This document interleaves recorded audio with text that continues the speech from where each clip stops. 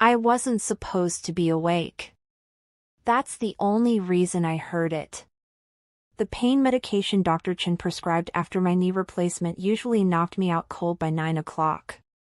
But that night, something kept me alert. Maybe it was instinct. Maybe God was watching over me. I sat perfectly still on the edge of the guest bed in my son's house, the one they'd given me when I moved in 3 months ago.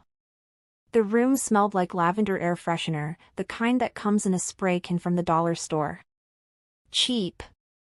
Everything in this room was cheap, now that I think about it. The thin mattress, the scratchy sheets, the plastic blinds that never closed all the way. Through the crack in the door, I heard my daughter-in-law's voice drift up from the living room below. Vanessa. She wasn't shouting. That would have been easier to dismiss. No, this was worse. She was speaking in that calm, matter-of-fact tone people use when they're discussing something they've already decided. Tomorrow, we'll lock her away, she said. Just like that. As casual as planning a grocery run. My heart stopped. I held my breath, straining to hear more. The paperwork's ready, she continued. Oak Ridge Memory Care has a bed available. She won't even know what's happening until we're pulling up to the building. My son's voice came next. Dalton. My baby boy, the one I'd raised alone after his father walked out. The one I worked double shifts at the cannery to put through community college. Are you sure this is the right time? He asked. But his voice wasn't full of doubt. It was weak. Resigned. He'd already agreed to this. I could tell. Vanessa laughed, soft and cold. She's becoming a liability, babe. And we need that house sold. The realtor said we could get $400,000, maybe more. That money's just sitting there while she takes up space here. My house. The one I'd lived in for 42 years. The one I'd scraped together a down payment for by cleaning offices at night. The one where I raised Dalton, planted rosebushes, fixed the roof myself with YouTube videos when I couldn't afford a handyman. They were talking about my house like it was already theirs. I looked down at my hands, wrinkled and spotted with age, trembling in my lap. I'd signed something a few weeks ago. Dalton had brought papers to my bedside right after my surgery, when I was still groggy and in pain. Just a formality, Mom, he'd said. So I can handle your bills while you recover. I'd trusted him. I'd signed without reading. What kind of fool does that? The floorboards creaked downstairs. I heard the television turn on, some crime show with dramatic music. They were done talking about me. They'd made their plans. Tomorrow, they'd erase me. I'd become another old woman shuffled off to die in a facility, forgotten and helpless. But here's what Vanessa didn't know about me. Here's what they both forgot. I survived an abusive marriage. I buried my parents and raised a son alone on minimum wage. I fought off a man who tried to rob me at a bus stop when I was 63. I am Miriam Belrose, 78 years old, and I have never been anyone's victim. Not for long, anyway. I stood up slowly, my knee screaming in protest. The suitcase I'd pulled from the closet 2 days ago sat in the corner, half packed with clothes. I didn't know why I'd started packing. Just a feeling. A whisper in my gut that told me to be ready. Now I knew why. I limped across the room as quietly as I could and opened the bottom drawer of the dresser. Beneath my folded sweaters was the lockbox I'd hidden there my first week in this house. Inside was $3,000 in cash, my passport, my social security card, and the deed to my house. The original deed. Dalton didn't know I'd kept it. I grabbed the box, stuffed it into my purse, and continued packing. Every movement felt like defiance. Every folded shirt was a declaration, I will not disappear. By midnight, my suitcase was zipped and waiting by the door. I sat back down on the bed, my heart pounding so hard I thought it might give out. I didn't have a plan yet. I didn't know where I'd go. But I knew one thing for certain, when the sun came up, I wouldn't be here. They wanted to lock me away? Fine. Let them try to lock away a woman who was already gone. What would you do if you overheard your own family plotting against you? Have you ever felt betrayed by someone you trusted completely? Drop your thoughts in the comments below, and don't forget to subscribe because you need to see what Miriam does next. Trust me, this is just the beginning. I didn't sleep. I couldn't. Every sound in the house made my muscles tense, the hum of the refrigerator, the creak of the pipes, Dalton's footsteps in the hallway around 2 in the morning when he went to the bathroom. I sat in the dark, fully dressed, waiting for dawn. But waiting wasn't enough. I needed to know exactly what I was dealing with. At 3:30 in the morning, I heard Vanessa's soft snoring from the master bedroom down the hall. Dalton's followed, a deep rumble that told me he was out cold. I stood up, my knee throbbing with every step, and crept out of my room. The hallway was dark except for the green glow of the thermostat. I moved like a ghost, one hand on the wall for balance, toward Dalton's home office at the end of the hall. The door was slightly ajar. Inside, his computer sat on the desk, the screen black but the tower humming softly. I pushed the door open and slipped inside. My hands shook as I rifled through the papers stacked on his desk. Bills, mortgage statements, junk mail. Then I found it, a manila folder labeled Mom in Vanessa's neat handwriting. My stomach dropped. I opened it. The first document was a power of attorney form. My signature was at the bottom, but the date was wrong. This said I'd signed it 6 months ago, long before my surgery. That was impossible. I'd been living in my own house 6 months ago, perfectly healthy. This was forged. Or altered. I didn't know which, but it didn't matter. It was a lie. Beneath that was a bank statement. My bank statement. From my savings account, the one I'd spent decades building. The balance showed $12,000 3 months ago. Now it showed $800. Where had the money gone? I flipped through more pages. Transfers. Payments to D. Belrose Ford Caregiver Services. Caregiver Services? Dalton hadn't taken care of me. He barely spoke to me most days. Vanessa made me microwave dinners and left them outside my door like I was quarantined. This was theft. Plain and simple. My breathing got faster, angrier. I wanted to scream. I wanted to march into their bedroom and throw these papers in their faces. But I couldn't. Not yet. I kept digging. Behind the financial documents was something worse, a brochure for Oak Ridge Memory Care. The facility Vanessa had mentioned. I opened it, and a sticky note fell out, written in Dalton's handwriting. Deposit paid.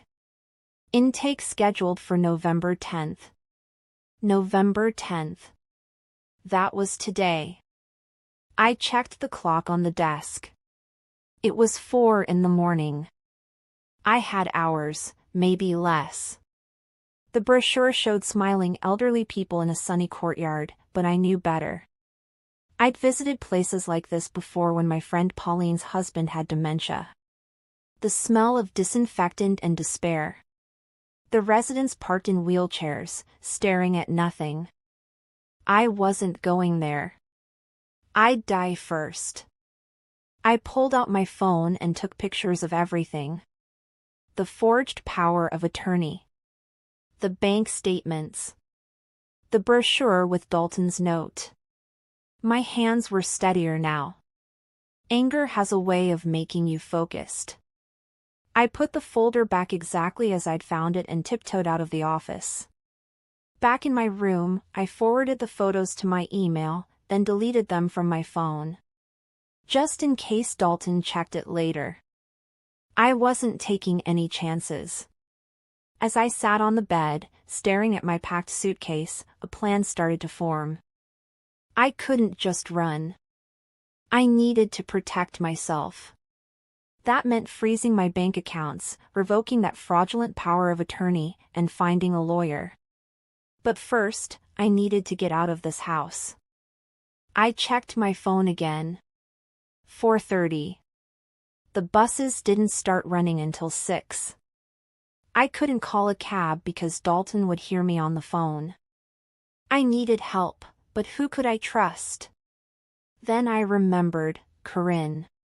My neighbor from the old house, the one I'd lived in for 42 years. Corinne was 73, a retired postal worker with a sharp tongue and a sharper mind. We had coffee together every Sunday for a decade. When I moved in with Dalton, she'd hugged me and said, "You call me if you need anything, Miriam." I mean it. I hadn't called her once in 3 months. Pride, I guess. Or shame. But now I needed her. I opened my messages and typed, "Corinne, it's Miriam. I need help. Can you pick me up at 5:30 a.m.? I'll explain everything. Please don't call, just text back." I hit send and waited. 3 minutes later, my phone buzzed. "I'll be there. Stay safe." I could have cried. Instead, I grabbed my suitcase, my purse, and the lockbox. I put on my coat and my orthopedic shoes, the ugly ones Vanessa always made fun of. At 5:15, I crept down the stairs, one agonizing step at a time. My knee screamed, but I bit my lip and kept going. The front door was locked with a deadbolt, but I'd watched Dalton unlock it 100 times. I turned it slowly, praying it wouldn't creak. It didn't. The cold November air hit my face as I stepped outside. The sky was still dark, but the streetlights gave me enough light to see. I closed the door behind me and walked down the driveway, dragging my suitcase behind me. My heart pounded in my chest. Any second, I expected the porch light to flick on, Dalton's voice to call out, "Mom? Where are you going?" But the house stayed dark. Silent. I made it to the end of the driveway and waited under the big oak tree, hidden in its shadow. At 5:28, Corinne's old Honda pulled up, headlights off. I grabbed my suitcase and hurried to the car. She popped the trunk, and I threw everything inside. Then I climbed into the passenger seat, my whole body shaking. Corinne looked at me, her eyes full of concern. What happened? I couldn't speak. Not yet. I just shook my head, and she understood. She put the car in drive and pulled away from Dalton's house. I watched it disappear in the side mirror, that prison I'd called home for 3 months. I didn't know where I was going. I didn't know what would happen next. But I was free. For now, that was enough. Can you believe what Miriam found in that office? Financial abuse is more common than you think, especially with elderly parents. If this story is hitting close to home, please share it with someone who might need to hear it. And smash that subscribe button, because Miriam's fight is only getting started. Corinne drove to a 24-hour diner. Over burnt coffee, I told her everything. The whisper. The forged documents. The stolen money. The plan to institutionalize me. She slammed her hand on the table. That son of yours should be ashamed. I don't know what to do, I admitted. 3,000 won't last long. Corinne pulled out her phone. My cousin's daughter is an attorney. Bethany Ortiz. I'm calling her now. It's 5:30 in the morning. She waved me off. Bethany's an early riser. Bethany answered. After Corinne explained, she wanted to talk to me. Mrs. Belrose, what happened is unfortunately common but fixable, Bethany said calmly. First, freeze your bank accounts when they open.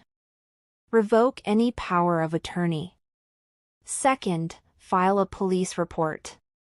Third, come to my office at 9. We'll file an emergency injunction. Her confidence steadied me. I can do that. At 8, we sat in the bank parking lot. My phone buzzed. Dalton, Mom, where are you? Your room is empty. Call me now. I didn't respond. Another text from Vanessa, you're scaring us. If you don't come back, we'll call the police. I almost laughed. Inside, the bank manager listened to my story, frowning. I see the transfers. They were authorized under power of attorney. That document is fraudulent, I said firmly. I want everything frozen immediately and that power of attorney revoked. If you don't, I'll hold this bank responsible. It took an hour, but I walked out with my accounts locked tight. Dalton couldn't touch a cent. My phone rang. Dalton. I answered. Hello? Mom, what the hell? The bank called. You can't freeze the accounts. I already did. You're going to return every penny you stole, or I'm pressing charges. Vanessa's shrill voice in the background, let me talk to her. Dalton hung up.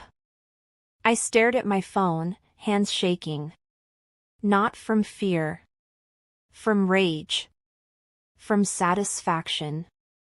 You okay? Corinne asked. Better than okay. Miriam just took her power back. Drop a yes if you're rooting for her. Hit that like button, next chapter gets really intense. Bethany Ortiz's office was small but tidy. She was younger than expected, maybe 40, with sharp eyes behind wire-rimmed glasses. I told her everything, showing photos and documents. She studied them carefully, making notes. You've done everything right, Bethany said. You froze accounts, have proof of fraud, and have the original deed. That's a strong position. And the bad news? She sighed. They could claim you're mentally incompetent. Petition for guardianship. If a judge believes them, they take control of everything. My chest tightened. But I'm not incompetent. I believe you. But we need a medical evaluation proving you're of sound mind. We'll file an emergency restraining order to keep them away from you and your property. And report the financial exploitation to Adult Protective Services and police. How long will this take? The restraining order? We file today, hearing within a week. The rest could take months. Months. I swallowed hard. What do I owe you? She named a retainer, half my remaining cash. I counted out the bills without hesitation. I'll manage. Do you have a safe place to stay? She's staying with me, Corinne said firmly. Good. Stay off social media, don't engage with them, keep your phone on. If they show up, call police immediately. At the door, Bethany stopped me. Mrs. Belrose, I've seen people like you, survivors who refuse to be victims. You're stronger than you think. That night at Corinne's, I lay awake thinking about Dalton as a little boy.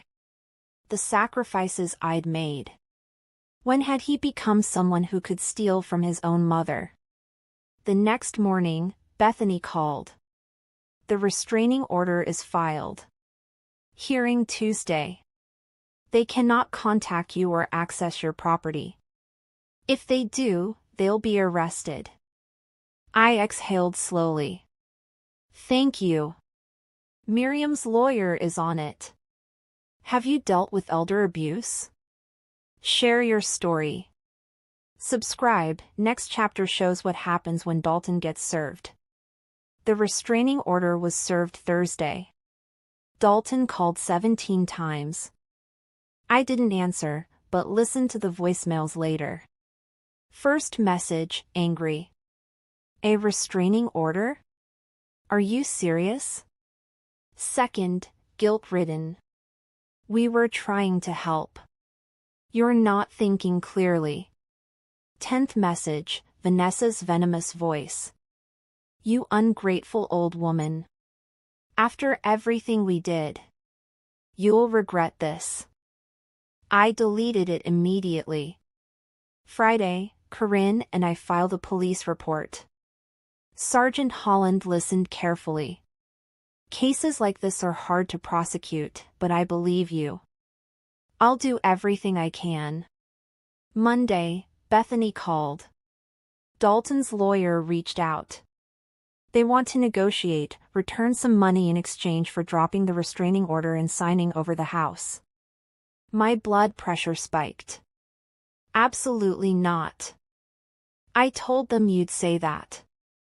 It means they're scared. Tuesday morning, we went to court. Bethany wore a sharp navy suit. Stay calm. Answer honestly. Don't let them rattle you.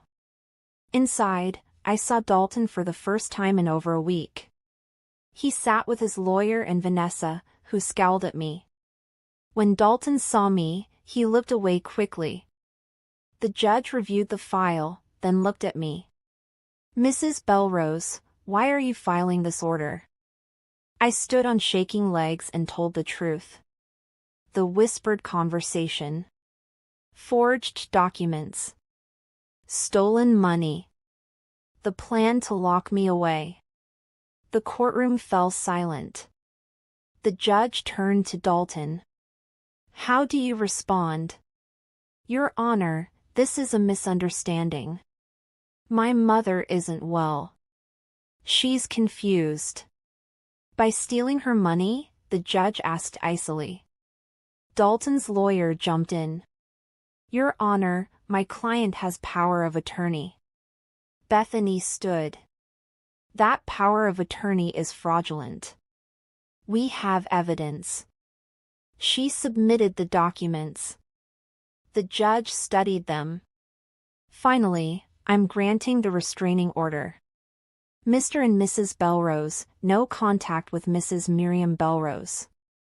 Violation means arrest. Dalton went pale. Vanessa stood, voice shrill. This is ridiculous. She's senile. Sit down, Mrs. Belrose, or I'll hold you in contempt. Outside, Dalton tried approaching. Bethany stepped between us. You're violating the order. Step back. He did, face crumpling. I walked past without a word. Miriam faced her son in court. Could you forgive family betrayal? Comment below. Subscribe. Next chapter reveals a secret that changes everything. 2 weeks later, I received a letter from Whitmore and Associates, Estate Planning. Dear Mrs. Belrose, you are named as beneficiary in the estate of Mrs. Geneva Pritchard, who passed away September 14th. Geneva. My closest friend for 20 years. I hadn't seen her in months, hadn't known she'd died. I called immediately. Attorney Marcus Whitmore answered warmly. What did she leave me? I whispered. A pause. Her property, the house on Maple Ridge Road, and a cash bequest of $50,000. She revised her will 6 months ago, naming you sole beneficiary. I couldn't breathe. Geneva's beautiful craftsman home. $50,000. Why? She left a letter. Would you like me to read it? Please. Papers rustled. My dearest Miriam, if you're hearing this, I'm gone. Don't cry, I've lived a full life. I'm leaving you my home because you're the only person who felt like family. You were there when Arthur died. I know your son. I saw how he looked at your house, talked about your assets like you were already dead. Don't let him take this. This house is yours. Promise me you'll be free. Promise you'll never let anyone lock you away. All my love, Geneva. I was sobbing. She knew. Geneva knew. Marcus cleared his throat. I need you to sign paperwork. The house is yours, free and clear. Cash transfers after probate, about 6 weeks. The next day, he handed me the keys. You can move in whenever you're ready. Corinne drove me to Maple Ridge Road.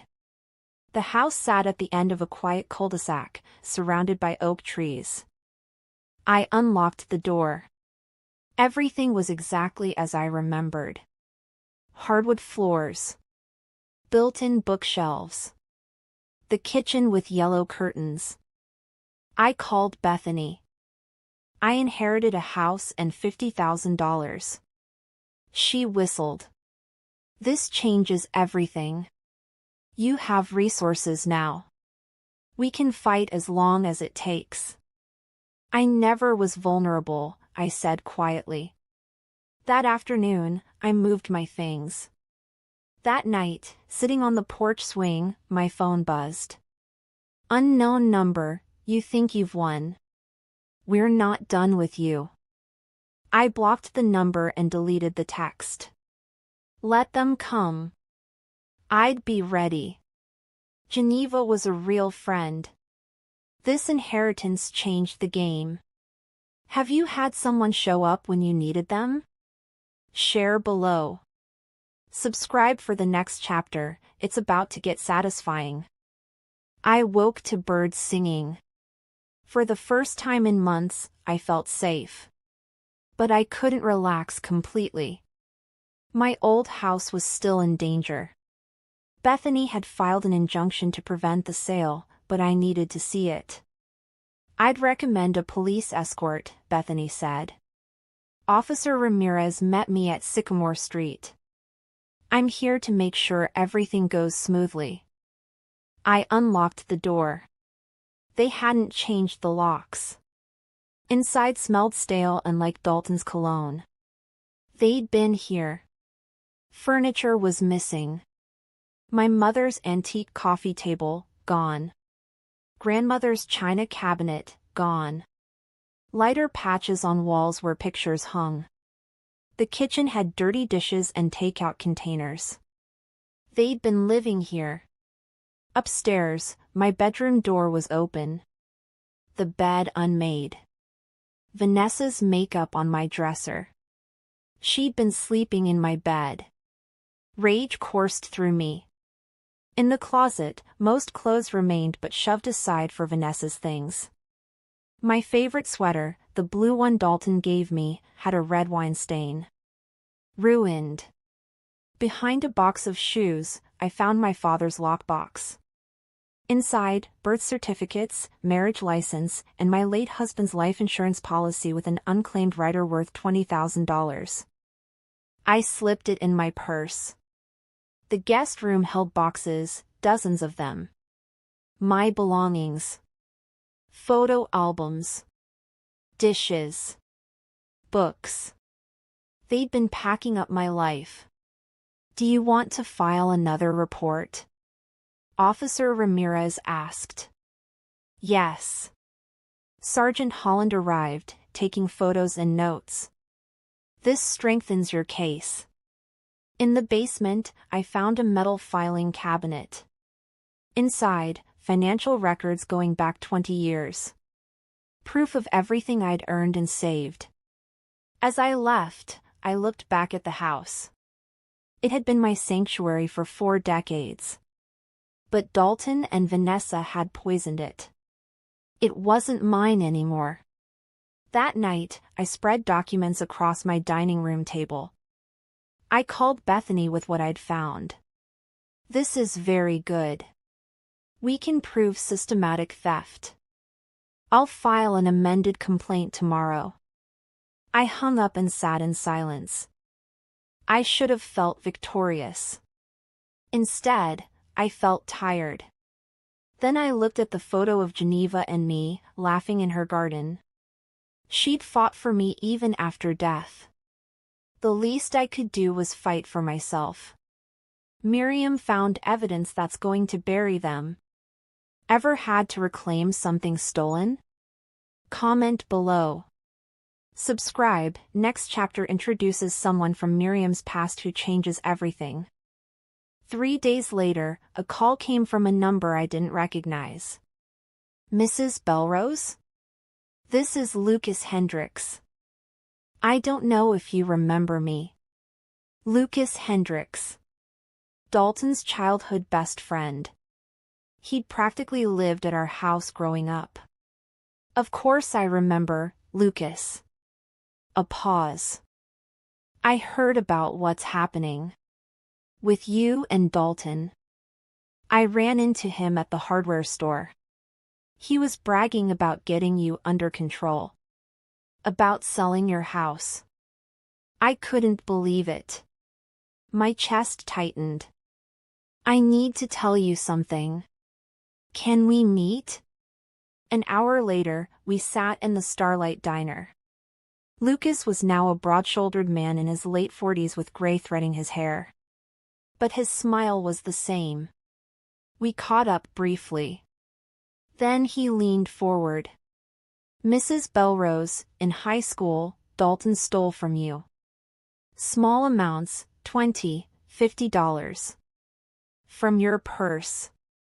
I told him to stop, but he said you'd never notice. My stomach twisted. Why didn't you tell me? I was 17 and stupid. He was my best friend. I thought he'd grow out of it. He pulled out an envelope. A few months ago, Dalton asked me to remodel your house while you stayed with him. Offered $20,000. Wanted me to do it without telling you. Something felt wrong. I refused. He got angry, called me disloyal. We haven't spoken since. He opened the envelope, printed emails. He laid out the whole plan in writing. How he'd sell your house, contact a realtor, put you in a nursing home. I saved them. I took the emails with shaking hands. There it was in black and white. Dalton's complete betrayal. Why are you helping me? Lucas's eyes shone with tears. You were like a mother to me. When my own mom was too tired to notice me, you did. I owe you. This is my chance to make it right. I squeezed his hand. Thank you, Lucas. If you need anything, money, a place to stay, testimony, I'm here. That night, I called Bethany about Lucas and the emails. She was ecstatic. Written proof of intent. This proves premeditation. Can Lucas testify? He will.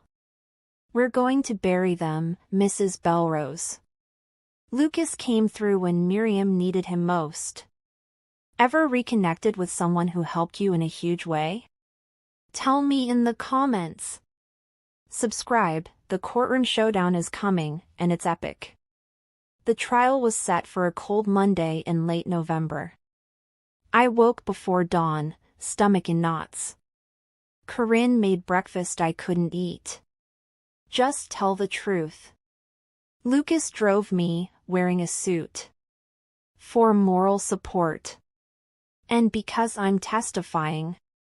The courthouse felt heavier today. Bethany met us in the hallway, expression serious. This is civil, so we're seeking damages and an order compelling Dalton to return stolen assets. They'll try to paint you as mentally incompetent. Stay calm. Answer honestly. Inside, Dalton and Vanessa sat at the defense table. Dalton looked thin and pale. Vanessa looked defiant. When she saw me, she whispered to Dalton. He didn't look up. Judge Patricia Monroe entered, steel-gray hair and an expression that had seen everything. Bethany delivered her opening statement methodically: forged power of attorney, unauthorized transfers, the plan to institutionalize me, theft of property. She introduced all evidence. Defense attorney Judith Carver stood. My client loves his mother. Everything he did was out of concern. Mrs. Belrose is 78, recently had surgery, was confused and vulnerable. Mr. Belrose acted in her best interest. I wanted to scream. But I stayed seated. Bethany called me first. I walked to the witness box and swore to tell the truth. I answered clearly, voice steady. I told about the whispered conversation, the fear, discovering documents in Dalton's office. Carver cross-examined. Isn't it true you've been experiencing memory problems? No, I have not. Surgery. Pain medication. Opioids cause confusion. Isn't it possible you don't remember signing? I remember everything I signed. And I never signed that document on that date. I have proof. The doctor who'd examined me testified earlier, I was of sound mind, no dementia or cognitive impairment. Carver called Dalton. He looked miserable. She asked questions painting him as a loving son. Then Bethany cross-examined. Can you explain these bank transfers? She showed statements. I was paying myself for caregiving. That's theft. Your mother never authorized those payments. Did she? Dalton hesitated. She signed the power of attorney. That document is forged. Tell the truth. Did your mother authorize you to take $11,000? Dalton's face crumpled. I needed the money. Vanessa and I have bills. So you stole from your elderly mother? Yes or no? Yes, Dalton whispered. Silence. Judge Monroe leaned forward. You just admitted to stealing? Dalton nodded, tears streaming. I'm sorry, Mom. Too late. Lucas testified next about the emails and Dalton's plan. After recess, Judge Monroe's expression was grave. I find in favor of Mrs. Miriam Belrose. Mr. Dalton Belrose must return all stolen funds, $11,400 plus interest. Return all personal property. Furthermore, I'm referring this to the district attorney for possible criminal charges. Dalton went white. Vanessa stood, shouting. This is insane. The gavel banged. Sit down or I'll hold you in contempt. As we left, Dalton tried approaching. Lucas stepped between. Stay away from her. Dalton looked at me, eyes pleading. I turned away. Some wounds cut too deep. Justice for Miriam. Ever had to fight for what's yours? Comment below. Smash that like and subscribe. The final chapter shows what Miriam does with her second chance. Don't miss it. 6 months later, I stood in my rose garden, pruning bushes grown wild over winter. Spring had arrived with warm sunshine and sweet blooming flowers. The house behind me was filled with life. I'd repainted walls, hung new curtains, filled rooms with things that made me happy. This was home. True home. The trial money had been deposited.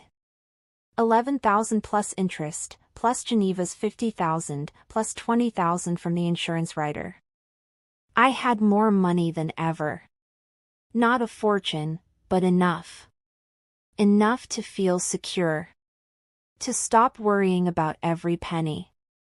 I'd gone back to Sycamore Street one last time with Sergeant Holland and movers. I collected what mattered: photo albums, my mother's jewelry, my father's medals, grandmother's quilt. The rest I left behind. I put the house on the market. It sold within a month for $420,000. Every penny went into my account. With that money, I paid off Geneva's small mortgage. The rest went into a trust managed by Marcus Whitmore's firm, ensuring no one could ever take it. I set aside portions for charity, the women's shelter, the senior center, organizations helping people like me. Dalton had been charged with elder financial abuse. He pled guilty, 2 years probation, 300 hours community service, mandatory counseling. No jail time, which I'd requested. I didn't want him imprisoned. Just accountable. He'd sent letters. Dozens, all apologizing. I read the first 2. The rest I threw away unopened. Vanessa filed for divorce 3 months later.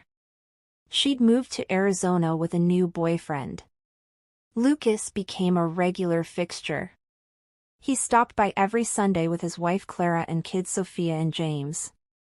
The children called me Grandma Miriam. It felt right. Lucas gave me the family I thought I'd lost. Corinne and I had coffee every morning on the porch, watching the neighborhood wake up. She'd saved me. I told her once. "You saved yourself, Miriam," she'd said. I just drove the getaway car. One April afternoon, Adult Protective Services called. Would I speak at a community event about elder abuse? Share my story? Help other seniors recognize warning signs? I said yes immediately. The event was at the senior center. I'd been nervous all morning. But when I stood at that podium and looked at the faces, some frightened, some hopeful, all listening, I knew why I'd survived this. My name is Miriam Belrose, I began. I'm 78 years old. 6 months ago, my own son tried to steal everything from me. But I'm standing here today because I refuse to be a victim. I told them everything. The whispered conversation. The forged documents. The locked accounts. The courtroom victory. If you think something's wrong, I said, trust your instincts. Reach out. Ask for help. You are not alone. You are not powerless. And you are never too old to fight back. When I finished, the room erupted in applause.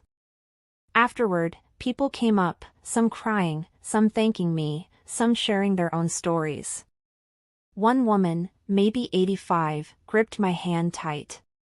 My daughter has been taking money. I thought I was crazy. But after hearing you, I know I'm not. You're not, I told her. And you don't have to accept it. That night, sitting on my porch swing with tea, I thought about everything. The betrayals still hurt. Probably always would. But I'd survived. More than that, I'd reclaimed my life. My phone buzzed. A text from Lucas, proud of you, Grandma Miriam. See you Sunday. I smiled. This was my second act. My new beginning. And I was going to make every single day count. The roses in the garden swayed in the evening breeze. Geneva's roses. My roses now. A reminder that beautiful things can grow even after the hardest winters. I was free. I was safe. I was home. And that was enough. Miriam got her life back and is now helping others. Her story reminds us, you're never too old to fight for yourself. If this story moved you, share it with someone who needs hope. And thank you for being part of Miriam's journey. Remember, you are stronger than you think. The end.